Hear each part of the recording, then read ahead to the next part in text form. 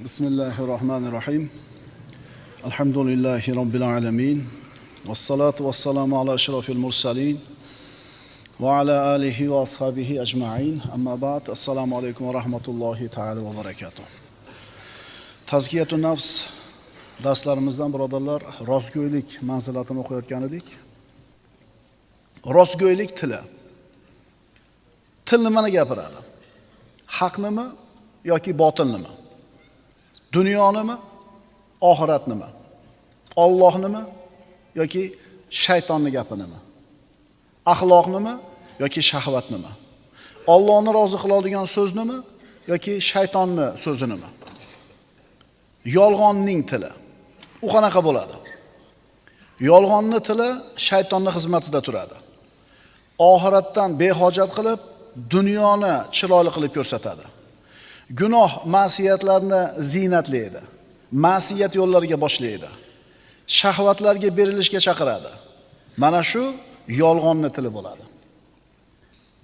Televizorlarda kuzatib qolasizlar, kinolarda bir yo'lni topolmasdan ikkilanib, gangib tursa, ikkinchi odam maslahat beradi. Qalbingga quloq sol deydi. U seni aldamaydi deydi. Qalbingga quloq sol degani, agar boshqacha qilib aytsak, nafsingga quloq sol deganida. To'g'rimi? O'sha kinolarda qaranglar-da, ochiqchasiga ham, maxfiy ham, ishora bilan ham, boshqa bilan ham mana shu nafsni, shahvatni birinchi o'ringa qo'yadi. Qalbingga quloq sol, u seni aldamaydi deydi. U 17 ga kirgan nimani biladi? 18 ga kirgan nimani biladi? Qalbiga quloq solarmish. U qalbi nima u? Nafsida. U nafsning advokati kim? Nafsning maslahatchisi kim? Shaytonmi? Aqlingga quloq sol, ota-onangga quloq sol, oqil odamlarning so'zlariga quloq sol demaydi. Qalbingga quloq sol deydi. O'sha qalb degan so'zni nafs deb tushuninglar-da. Ine ko'rasizlar bu kinolarda nimalar maqsad qilinayotganini.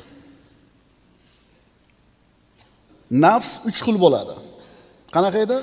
Nafsun ammora, nafsun lavoma, nafsun mutmainna. Mana 3 xil nafs bo'ladi. Siz bilan bizning ichimizdagi nafsimiz, jonimiz, ichimizdagi yayimiz 3 xil. 4-xili bo'lmaydi. Nafsun ammora, yomonlikka buyurib turadi egasini. Ikkinchisi undan balandroq. Nafsul lavoma. Biron bir ayib, gunoh ish qilib qo'ysa, egasini malomat qilib turadi. Uchinchisi nafsul mutmainna. Bu xotirjam nafs. Odamlarning nafslari yaralishida, dunyoga chiqqanida nafsun ammora bo'ladi, yomonlikka buyurib turadi. Endi 18 ga 19 ga kirganni nafsun ammora bo'lib turgan bo'lsa, nimaga buyurar edi? Otasi rozi emas unga turmushga chiqishiga. Onasi rozi emas bunga uylanishiga. Lekin nima qiladi u? Ota-onasiga quloq solmaydi. Nimaga quloq soladi? Endi tushunyapsizlarmi?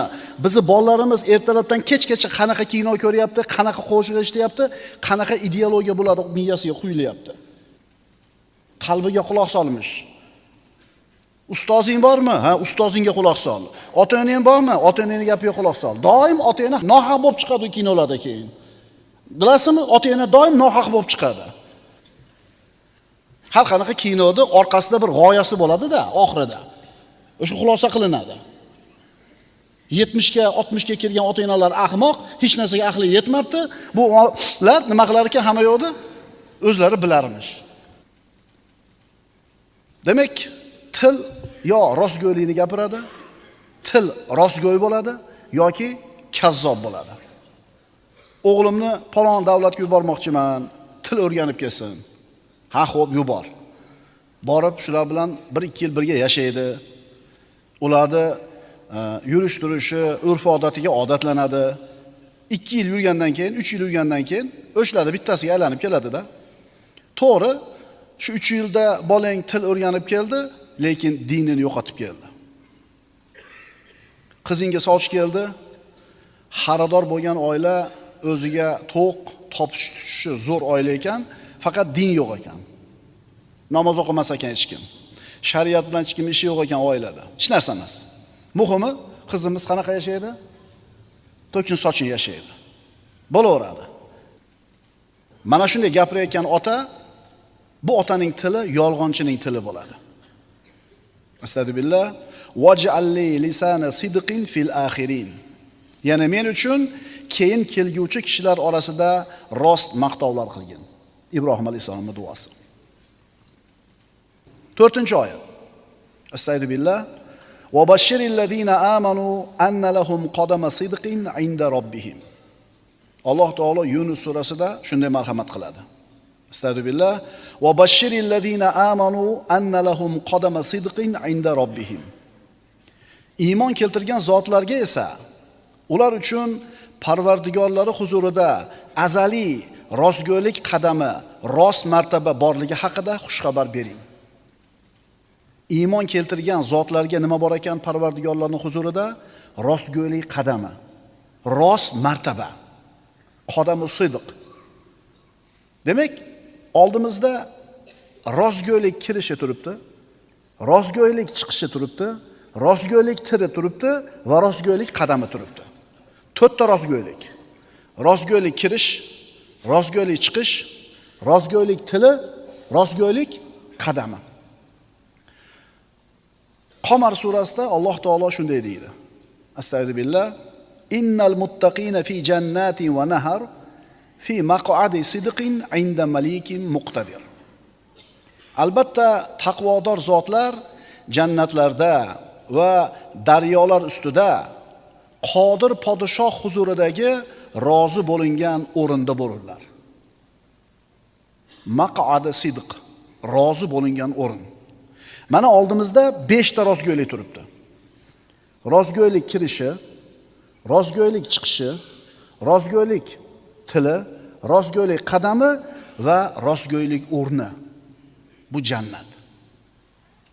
Albatta taqvodor zotlar jannatlarda va daryolar ustida qodir podshoh huzuridagi rozi bo'lingan o'rinda bo'lurlar. Bir muhandisni, injenerni tasavvur qiling. Katta bir kashfiyot qildi. Ilmiy bir yangilikni topdiki, kashf qildiki, buni orqasidan yurtga juda ham katta foyda keldi. Davlat katta bir yaxshiliklarga erishdi. Endi uni taqdirlashlik uchun mana shu mamlakatning podshohi unga izzat ikrom qilish niyatida uni chaqirib o'zini yoniga o'tkazdi. Katta yig'in, katta majlis. Bu majlisda mana shu mamlakatning eng ko'zga ko'ringan kishilari bor. Vazirlar, saroyning boshqa mulozimlari, ulug' insonlar. Hamma unga qarab tabassum qiladi. Hamma uni hurmat qiladi, chunki yurtga katta foyda keltirib qo'ydi. Ya'ni podshohning oldida o'tiribdi bu injener. Hamma odamlarning yuqoriga ko'tarildi. Muhandisning mana shu holati podshohning huzuridagi maq'adi sidqi bo'ladi. Hurmat o'rni bo'ladi, izzat makonati bo'ladi. Qodamu sidq va maq'adi sidq. Rostgo'ylik qadami, rostgo'ylik o'rni. Taqvodor bo'ladigan bo'lsak, birodarlar, Robbimiz subhanahu va taoloning huzurida mana shunday maq'adu sidq, rostgo'ylik o'rni, hurmat o'rni bo'ladi. Lillahil masalul a'la. Birodar, sen mo'minsan. Sen jannatda maq'adu sidqqa da'voing bor. Jannatdagi mana shu ulug' o'ringa umiding bor. Allohning huzurida hurmating bor, makonating bor, sha'ning bor. Agar sen haqiqatan sodiqlar bilan birga bo'lsang, o'zing ham sodiqlardan bo'ladigan bo'lsang, Alloh va'dasiga vafo qiladigan zot mana shu maq'adu sidqni senga ato qiladi. Chunki Alloh Karim zot, shukr qiluvchi zot, bandalardan bo'lgan ishlarni taqdirlovchi, ularga mukofot beruvchi bo'lgan zot. Sen mo'minsan, mana shu dunyoda yashar ekansan, Allohning qahriga qolishidan qo'rqasan. Shuning uchun nima qilasan? Ibodatda, masjidda, ilm majlisida ko'zingni haromdan tiyasan, havoi nafsingga bo'yin sunmaysan, qalbingga quloq solmaysan. Iymoningga, e'tiqodingga quloq solasan, kitobga, sunnatga quloq solasan, diningni ta'lim berayotgan ustozingniki so'ziga quloq solasan. Qalbingga emas. Molingni infoq qilasan, vaqtingni sarflaysan. Mana shuning uchun senga oxiratda Qodir podshoh huzurida maq'adi sidq bor. Bir odamni tasavvur qiling. Tabiblar aytdi, 2 kun qoldi umringiz dedi.